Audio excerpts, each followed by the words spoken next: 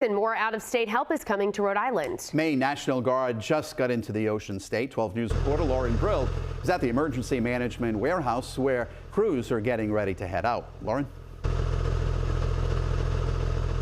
Well, a lot of that heavy machinery that we've been seeing across the state is lined up here, ready to go. Meanwhile, as you guys said, the Maine National Guard just got here. Take a look at the equipment that they brought. Soldiers ready to go with about 10 dump trucks. Their goal is to team up with the Department of Transportation and remove snow from those streets that are still covered. It truly was all hands on deck across the Ocean State. The Rhode Island National Guard was out in Pawtucket and Central Falls today.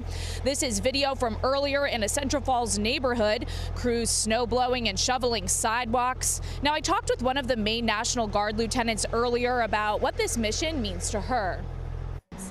It feels very serving to the community. A lot of us joined this organization to serve, and it's opportunities like this. All the people you see here are volunteers. Everybody raised their right hand to come support their community.